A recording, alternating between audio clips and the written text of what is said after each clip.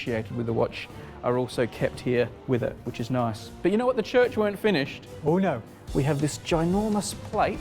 This is made of silver or what? Silver, yes, it's a salver. I'm sure you have one of these Shea Brady where your letters would be placed in the morning for you to read. No, my letters just go on the staircase until I pick them up. It's just tilted a little bit. So presented to the Reverend Henry Stebbing, DDFRS, in recognition of his long and devoted services as chaplain to University College Hospital. Lovely. Beautiful. What have we got here? So, Thomas Roscoe Reed Stebbing, who signed the letter donating the watch to his son there, was ordained as a minister in his father's footsteps in 1859. So he was going to continue the family tradition. That's right. But something else happened in 1859 as well. Charles Darwin produces his book on the origin of species. Okay. Thomas reads that book. He's instantly converted. He becomes a real proponent of the theory of evolution. Or unconverted. Unconverted, yeah, maybe. Yeah. No, he was still a clergyman. Right. But he then begins to write on Darwinism, on the theory of evolution. So this is his book on that subject. He actually got into quite a lot of trouble for it. He was, I think, refused a living, which is a parish where you make your money as a clergyman. So the church rather didn't like his advocacy of Darwinism. Well, there we go. Such was his belief in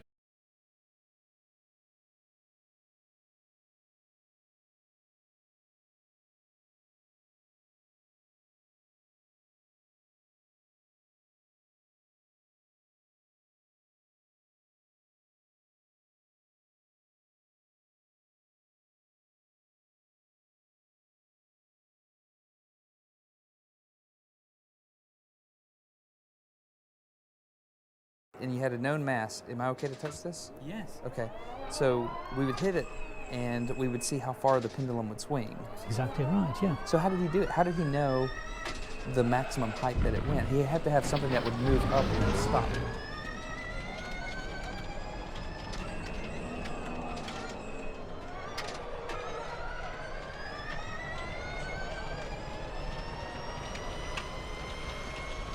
Hey there everyone. When Destin from Smarter Every Day told me he was coming to England, I wanted to make sure he had an authentic British experience. Brown sauce, professional level wedding dancing. But most importantly, a visit to the Royal Society to meet with Keith, the head librarian.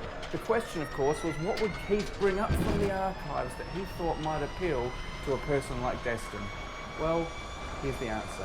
I just get to ask questions? Yeah, let's have a look at a book first. Now, I understand you're interested in ballistics, gunnery, rocketry, that kind of science. I think you've done your homework, yeah? Rockets. So we have here the guy who really started it all, Benjamin Robbins. Now, he's not a scientist that many people have heard of, I suspect.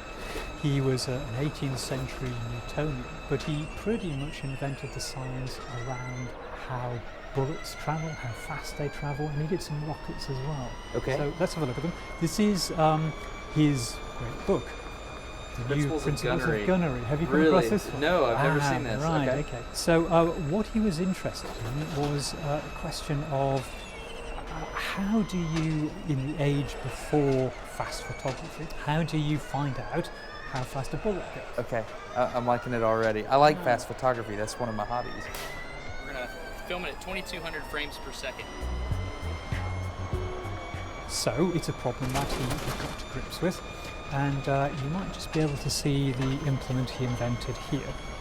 Have you come across one of those before? This is the momentum trap. Yeah, ballistic pendulum is what Okay. we were calling it at that. I've used something like this. We called it a momentum trap, and what we did was you would hit it and you had a known mass. Am I okay to touch this? Yes. Okay.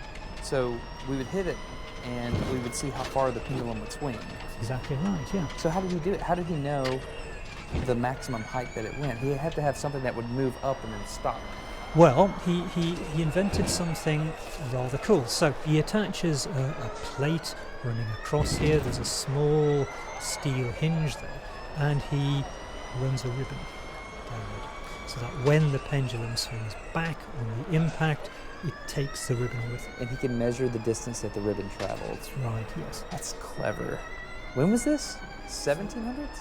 So this Okay. is in the 1740s. Now we have a lot of Benjamin Robins notebooks in the collections because he left them to the Royal Society. So these are just examples of his commonplace books. You can see in this one there are some rather nice drawings. One of the things Robins was interested in was low muzzle velocity weapons, and he's generally credited with the idea behind what became a carronade in the British Navy. I don't know what a carronade is. It's a short, rather stubby weapon that was used usually at close quarters Okay. in ship-to-ship actions. But how did those projectiles behave? That was one of the things he was interested in. I'm interested in that as well. And again, he invents something called a whirling arm. And this was to try and get a picture of what happened to objects travelling at speed. And the principle is pretty simple here. So you have a... Is this to determine the shape? That's right. So you've got So a... this is he's trying to calculate the drag coefficient before they know what the drag coefficient is. That's right. So he puts variously shaped objects on the end of the arm, spheres, pyramids, and you can see what's happening here. This is like a bobbin of thread almost on a larger scale. So when the pendulum drops, Yeah. it spins this round very fast, the whirling arm goes round, and that's what he uses to try and visualise what's going on. So basically he lets the mass drop and he tries to determine the steady state rotational velocity of the arm, and from that he infers a drag coefficient. That's right. That's pretty clever. Yeah. He also did work on rockets. He did rockets experiments. Yeah, I thought Congreve. Was Congreve the guy? Congreve was the guy, but Robins was before him. Congreve knew Robins' work. You're taking me back? Okay. Yeah, let's have a look at some of that. Okay. So this is a paper in the Philosophical Transactions of the Royal Society in 1749. Observations on the height to which rockets ascend by Mr. Benjamin Robins. What he's doing is firing off rockets right here in the middle of London and trying to see how far they can go. He's measuring the angles of elevation. I like Robins. Just really beginning of rocket science. He's using observation sites in and around Green Park, which is not very far from here. It's pretty small too, right? Yeah. That's right. Yeah. So they're firing. This is like me doing stuff in my backyard. That's exactly what's happening here. So how did he know how high it went? He would have observers at different points, and he would look and try and measure angles against the horizon. You know, that hasn't changed much Yeah. throughout the years. We Yeah. still do that. We just use what we call semi-theodolites today. Yeah. Instead of people, it's tracking cameras. And if you have two locations and you know the angles from each, you can calculate the position. That's pretty much what Robins is doing. He eventually gets a job out in India supervising the construction of forts for the East India Company out there, and that's where he dies, and his papers are returned to the Royal Society. My absolutely favourite, just small piece of Robins, which is a very human piece, is just over here. Well, this is a little notebook of his, and you can see on the front, experiments at Chatham. Chatham was a naval dockyard, and he did some of his experiments there. But this is his little logbook as well that he kept on his voyage to India. One of the things he does is stop off every now and again, make observations with a Hadley instrument, and he records those in this little notebook here. A Hadley. What's a Hadley? It's a quadrant. Okay. So he's making positional observations as he goes. This is Saturday night, February 17, 1749-50. It's getting hotter. He's off the coast of Africa. He's in the River Gambia, and the heat first began. Oh, you've been to the Gambia? I've been to the Gambia. Oh wow! So Yeah. you know exactly where Yeah. he was. He's anchored just off the river. The heat first began to be troublesome. Before that time, I had worn the same clothes on board as I had worn in London. So this is, I'm guessing, he's pretty close to the equator. His rank. Okay. Yeah. During the winter, without inconvenience, I had laid in a hammock, covered with a sheet and a blanket and a substantial quilt. So he's lying on shipboard in full clothing, and he's got the quilt and everything on. But that night, I was obliged to put off the quilt, and next day, my wig. He's so hot, he's finally had to take off his 18th century wig. How undignified. Exactly right. And I exchanged them for a linen cap and a white hood. So Keith, even like going like to the equator, he's still going around on the ship with his big Isaac Newton style wig on because that's just what Yep. you're supposed to wear. That's exactly right. He's a gentleman, and of course that's what he Don't be silly. Of course Yeah, you do that. of course you'd wear your wig. I would, wouldn't you? I would wear my Yeah. wig. So there you go, Destin, look at that. We've got bullets, we've got rockets, we've got the Gambia, we've got wigs. Have we delivered this? It's pretty interesting. I really like the drag equation. I like that. Drag equation. We've got wigs. Go and check out Destin's channel. You already watch Smarter Every Day. Don't go and watch Smarter Every Day. Watch another rubbish. You've already watched all that, guys.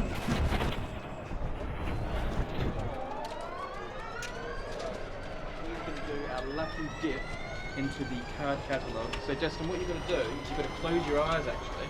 Your eyes have to be closed to it. You think the drawer had to close? Everything. So your eyes are closed now. Close your eyes. Okay. And what you will do...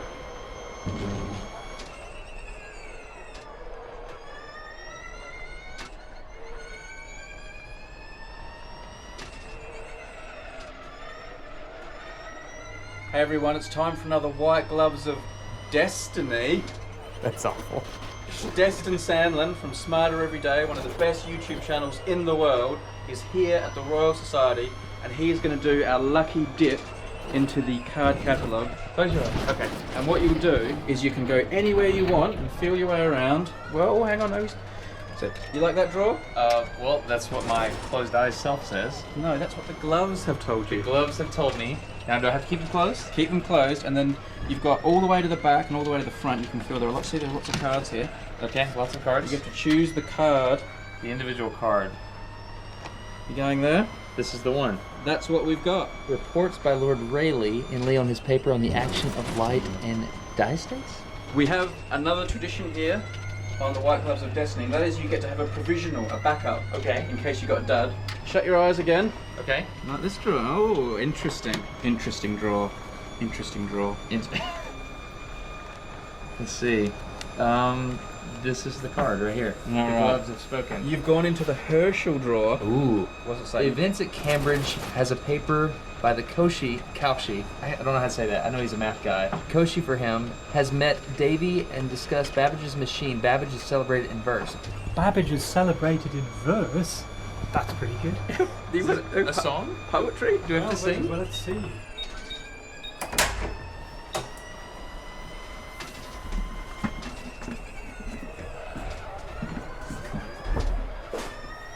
So, firstly, we need to find this referee's report. So let's go down that way. And a referee report is like it's like peer review, right? That's exactly what it is. So the paper would be sent out to referees, and the referee would comment on whether something was worth publishing or not. So, Surrounded by science. in here. Okay. Am I allowed to? Yes, you take that. So what you have here is a volume of, looks like 1896 for the most part. 1896. Tight. Yep. That's the year of the first ever Olympics. In modern times. Yeah. You pick 185. This is really interesting because it's from 10 Downing Street. Oh.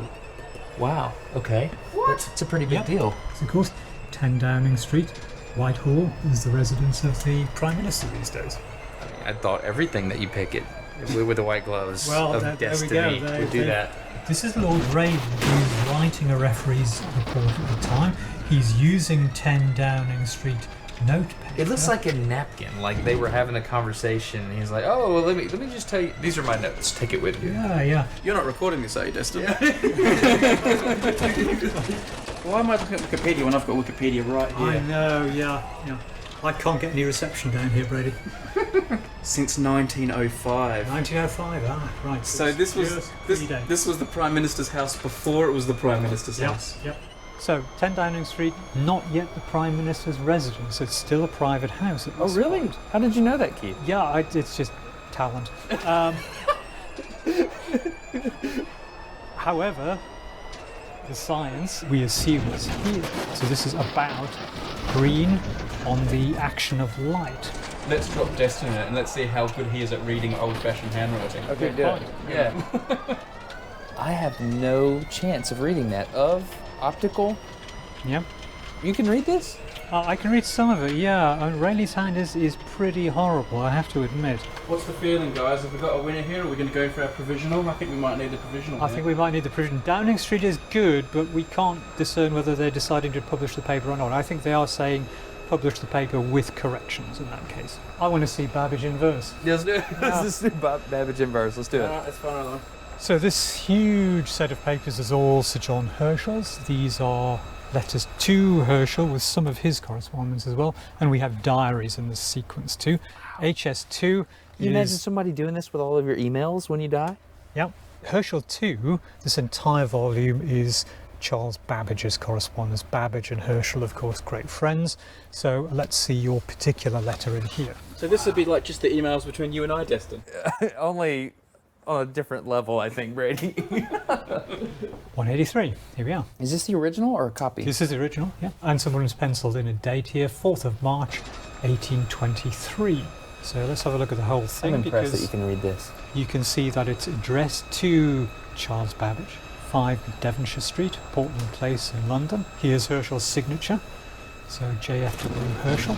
And it looks like St. John's, so he's at college, we assume. It starts, Dear Babbage. Here we go. Someone has been circulating a squib, so it's a funny verse, satirical, in which occur the following lines. So then we hope to see problems and questions which balk all us, solved by the aid of the integral calculus. When civilized, savage, Oxonian and Hottentots shall set up the D's instead of those rotten dots, when Peacock and Babbage from Cam to the Indus shall glance in their glory from booksellers' windows. Huh. Not the finest poetry ever written, I think we can all agree, but this is when Herschel and Babbage and George Peacock, who is one of their great friends, were working on new mathematics at Cambridge. He's celebrating the democratization of math because he's saying, look, this new type of math with Yeah. the D's is going, and so anybody can do it. Yeah, and these are the guys who are championing it. When Peacock and Babbage From Cambridge, uh-huh. to the Indus shall glance in their glory from booksellers' windows. So they're going to write a book about this, and it's going to make them famous. So this is a pat on the back in a really big way. He's like, hey bro, I know what you've done is huge, and other people are just starting to get wind of the fact that what you did was huge, and you're going to bring math to the people. That's right. I mean, these are two young men making their way in the world and in science, and they're Herschel's congratulating them, I think. That's pretty cool.